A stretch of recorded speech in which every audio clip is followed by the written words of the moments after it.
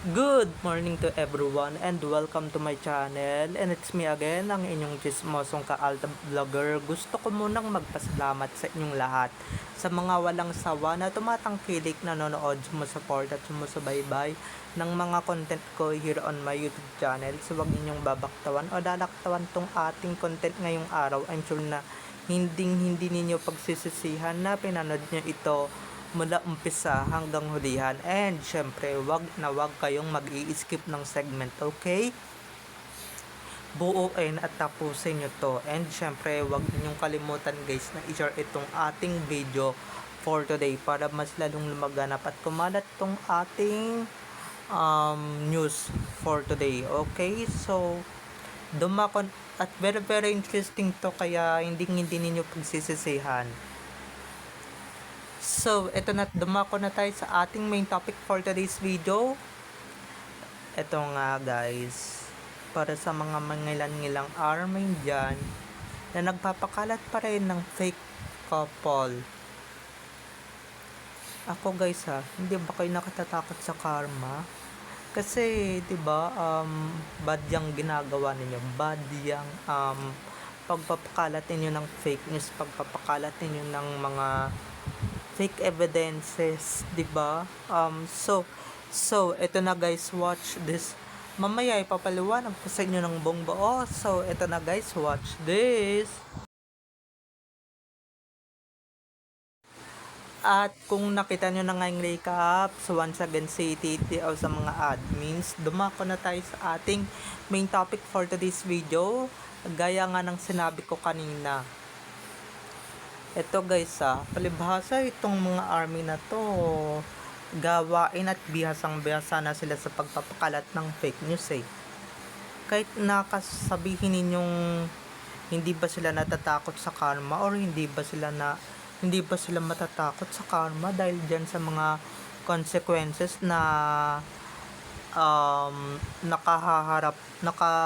nakahaharapin nila or kahaharapin nila sa mga susunod na panahon, or kaya sa mga i-face out nila sa mga susunod na panahon, 'di ba? Hindi na sila natatakot diyan. Hindi na sila natatakot kay karma kasi nga noon pa man sanay na sila 'di ba? Sanay na lalong-lalo na 'yan si Arjun. Ako po. Sanay na yung baklang 'yan, yung baklang manggagamit na yan, sanay na yan sa karma. Ngayon nga lang yan kinarma ng lubos-lubos, 'di ba? Nung nalamang flood, yung nalaman natin na isa pala siya sa mga magnanakaw dun sa kaba ng Pilipino or kaba ng Pilipinas, 'di ba mga ka-ADN? So ibig sabihin guys, lalong-lalo ng army fandom, 'di ba?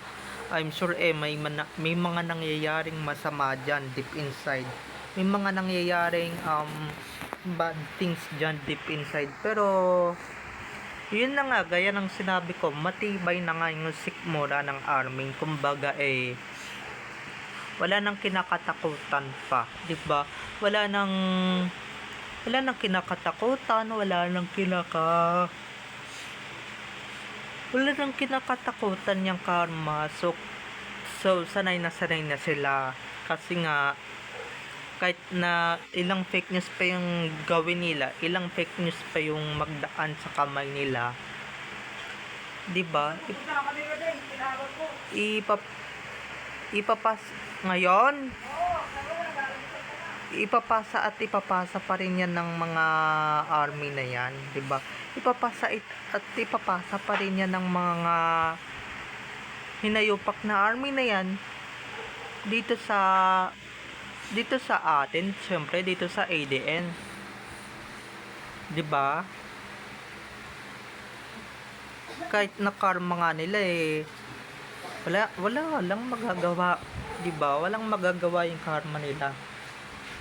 Kasi ipapasa nila sa atin, nila sa atin yan, isisisi nila sa atin yan, 'di ba? Marami nga akong nababasa na karma, 'di ba? Ganyan na ganito, ganyan ganito. Pero deep inside naman, sila pala yung kinakarma, sila pala yung dapat karmahin sa totoong buhay, 'di ba? Hindi dapat tayo mga ka-ADN. Kaya ayan, pasa kasalanan yang mga yan eh, 'di ba? Pasa pasa karma yang mga yan eh. Palibhasa hindi nila matanggap na sila talaga yung kinakarma at hindi tayo. 'Di ba? Pero sa totoong buhay, kahit na ipasa naman nila sa atin yung karma nila, eh sino ba yung mga ano dito, yung mga anong tawag dito? Yung mga may nangyayaring masama sa kanila, 'di ba? Tayo ba kahit kailan wala tayong ginawa, kaya walang nangyayaring masama sa atin. Pero sila na puro kagaguhan, katarantaduhan, kahayupan yung ginagawa nila, 'di ba? At syempre nakikita yan ng ating lumikha sa ating lahat. Ewan ko ba, baka iba yung lumikha dito sa mga army na to. 'Di ba? Baka kalaban yung lumikha sa army na to. Pero eto na nga, gaya nga ng sinabi ko kanina, like what I said earlier, 'di ba? Yan yung mga army na kahit nasabi ninyong edited na, sila yung nagpapakalat number 1 ng edited at saka ng fake news, 'di ba? Syempre ano nila yan, lilinisin nila yan, 'di ba? Magsisinungaling sila diyan, mga ka-ADN. Ganyan yung gagawin ng mga yan. Naku, kabisado ko na yan, Diyos ko. 'Di ba sa ilang taon ko nga dito sa YouTube, ilang taon ko dito sa social media, 5 years na yata. Talagang kabisado ko na guys yung army na yan. 'Di ba? Sobrang kabisado ko na yan. Naku, sobrang ano ko na yan, basang-basa ko na yan, mga ka-EDN. 'Di ba? Basang-basa ko na yan na keso ganito, ganyan na, 'di ba? Basang-basa ko na yan. Yung mga ganyan-ganyan nilang pa-issue na karma, pero sa kanila din pala talaga sa kanila din pala nagmumula, and syempre sa kanila din naman nangyayari yung salitang binibitawan nila, o sa salitang binibitawan nila sa atin, 'di ba? Or sa salitang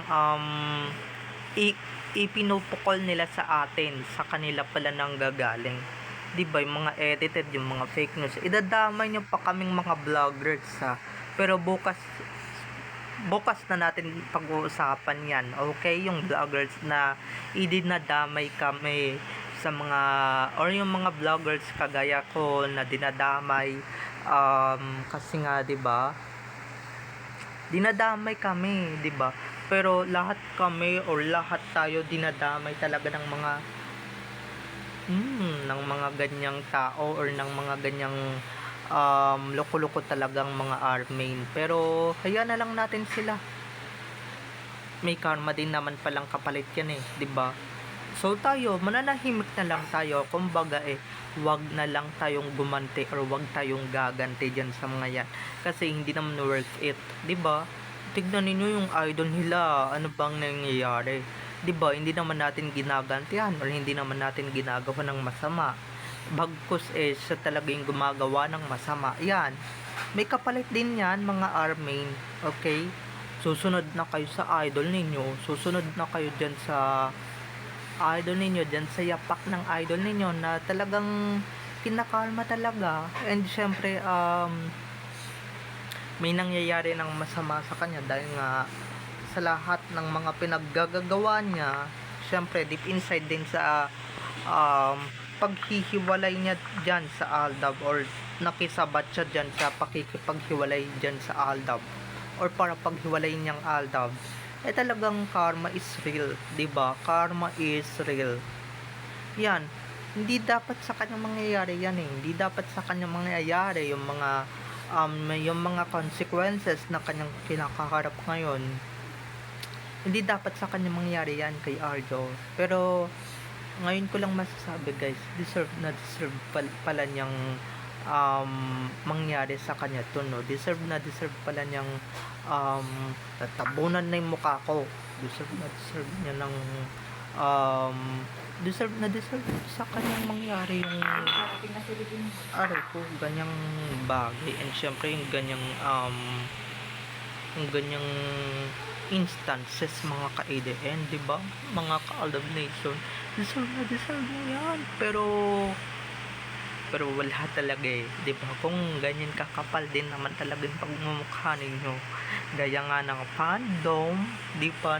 Fandom na army or fandom edited, fandom na fake news, di ba?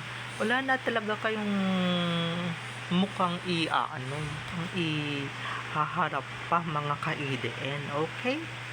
Pero yun na nga, matibay-tibay na nga yung sikmura ng mga walang hiya na walang yung army na yan, kasi nga ilang beses na nilang pinagdadaanan to, o ilang beses na nilang pinagdaanan to, yun nga lang wala pang dumadalaw sa kanilang K. Okay, wala pang dumadalaw sa kanilang K or karma. Huwag ninyong anuhin, di ba? Huwag ninyong hintayin kusang lalapit yan sa inyo, okay? So, bye-bye na mga ka-ADN. I love you all. Have a nice day. Keep safe and God bless everyone. Bye-bye. I love you all.